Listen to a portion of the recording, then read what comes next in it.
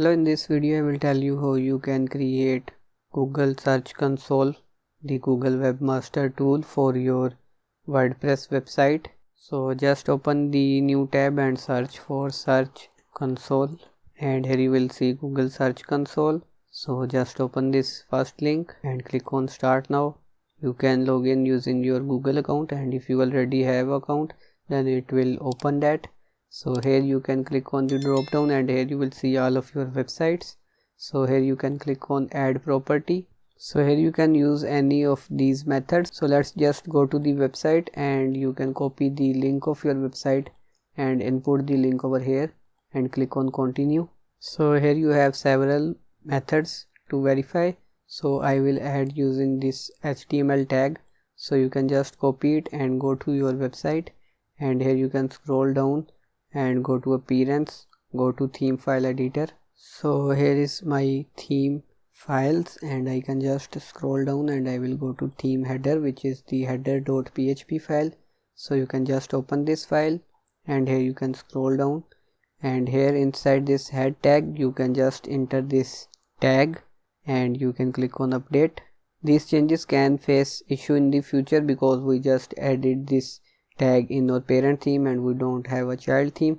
For the best method you need to create a child theme and you can add this code to the child theme. For that you can watch my video. Just go to YouTube and search for child theme KM Webverse. So here is the video. You can watch this video and create a child theme because that's a more recommended way that WordPress recommends.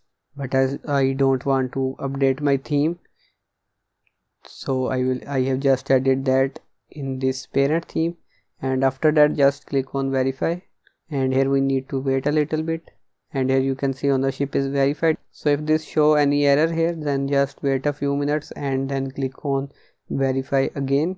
So now we can click on go to property, and here you can see that it is showing this search console now, and now we will have to go to sitemaps. For sitemaps I use Yoast SEO plugin. So just go to the plugins. So here you can see that I have this plugin installed. To install this plugin, just click on add new plugin and search for Yoast SEO over here, and here you can install and activate this plugin. So after that you will see an option like this. You can just go to the settings and here you can scroll down, and here you will see this option XML sitemaps. So just click on view the XML sitemap.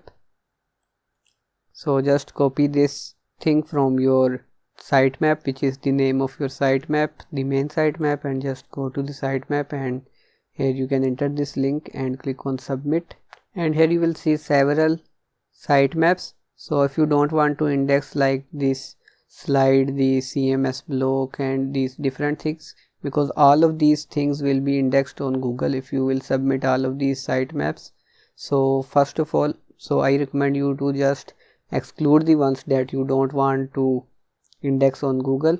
For example, I don't want to index the slide and this woodmart slider. So for that, here you can scroll to the top, and here you will see the different content types that you have. So if you don't want to index the linked variations and different things, so just you can disable this toggle and click on save changes, and after that when you will refresh you will see your updated sitemap. So let me just exclude the pages and the things that I don't want to index. For example, I just want to index the post pages and the products, and the other things I don't want to index these because it will just be like garbage on the internet when someone search for my website, which I don't want. So let me just disable the ones that I don't need.